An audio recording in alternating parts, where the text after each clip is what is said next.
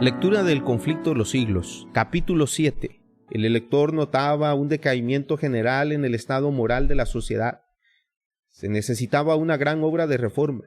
Las disposiciones tan complicadas y costosas, requeridas para refrenar y castigar los delitos, estarían de más si los hombres reconocieran y acataran los mandatos de Dios y los dictados de una conciencia iluminada.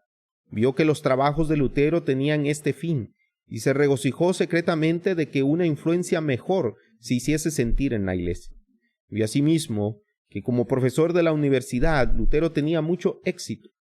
Solo había transcurrido un año desde que el reformador fijara su tesis en la iglesia del castillo, y se notaba una disminución muy grande en el número de peregrinos que concurrían allí en las fiestas de todos los santos. Roma estaba perdiendo adoradores y ofrendas, pero al mismo tiempo había otros que se encaminaban a Wittenberg, no como peregrinos que iban a adorar reliquias, sino como estudiantes que invadían las escuelas para instruirse. Los escritos de Lutero habían despertado por todas partes nuevo interés por el conocimiento de las Santas Escrituras, y no solo de todas partes de Alemania, sino hasta otros países acudían estudiantes a las aulas de la universidad. Había jóvenes que al ver a Wittenberg por primera vez levantaban sus manos al cielo y alababan a Dios, porque hacía brillar en aquella ciudad como en otro tiempo en Sión la luz de la verdad y la enviaba hasta los países más remotos. Lutero no se había alejado completamente de los errores del romanismo, pero cuando comparaba los sagrados oráculos con los decretos y las constituciones papales, se maravillaba. Leo escribió: los decretos de los pontífices, y no sé si el Papa es el mismo anticristo o su apóstol, de tal manera está Cristo desfigurado y crucificado con ellos. A pesar de esto, Lutero seguía sosteniendo la Iglesia romana y no había pensado en separarse de la comunión de ella. Los escritos del reformador y sus doctrinas estaban difundiendo por todas las naciones de la cristiandad. La obra se inició en Suiza y Holanda. Llegaron ejemplares de sus escritos a Francia y España. En Inglaterra recibieron sus enseñanzas como la palabra de vida. La verdad se dio a conocer en Bélgica e Italia. Miles de creyentes despertaban de su mortal letargo y recibían el gozo y la esperanza de una vida de fe. Roma se exasperaba más y más con los ataques de Lutero, y de entre los más encarnizados enemigos de éste, y aún de entre los doctores de las universidades católicas, hubo quienes declararon que no se imputaría pecado al que matase al rebelde monje. Cierto día, un desconocido se acercó al reformador con una pistola escondida debajo de su manto y le preguntó por qué iba solo. «Estoy en manos de Dios», contestó Lutero. Al oír estas palabras, el hombre se demudó y huyó, como si se hubiera hallado en presencia de los ángeles del cielo. Roma estaba resuelta a aniquilar a Lutero, pero Dios era su defensa.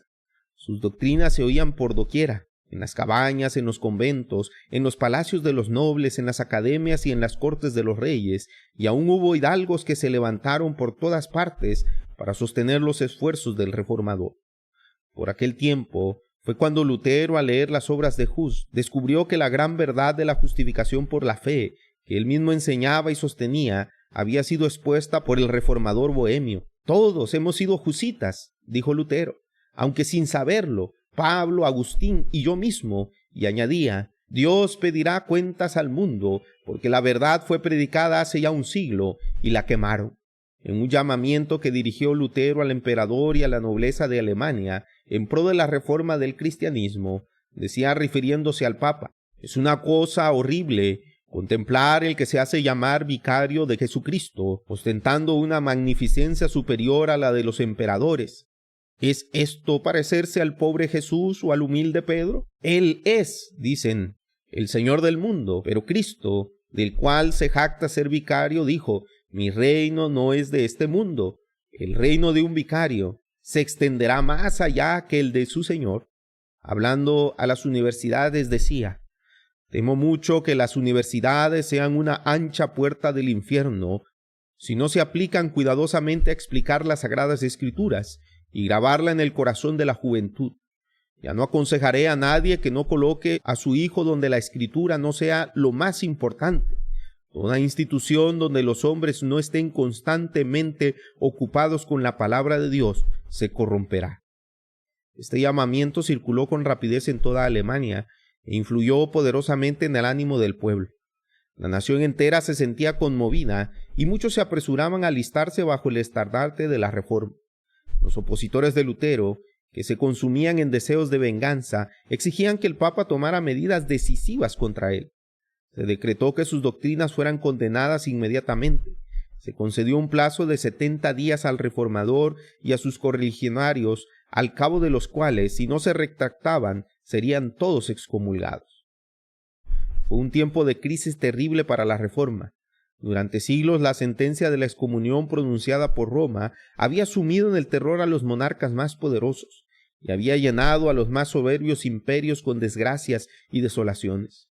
Aquellos sobre quienes caía la condenación eran mirados con espanto y horror, quedaban incomunicados de sus semejantes y se les trataba como a bandidos a quienes se había perseguir hasta exterminarlos. Lutero no ignoraba la tempestad que estaba a punto de desencadenarse sobre él, pero se mantuvo firme, confiando en que Cristo era su escudo y fortaleza. Con la fe y el valor de un mártir le escribía: ¿qué va a suceder? No lo sé, ni me interesa saberlo.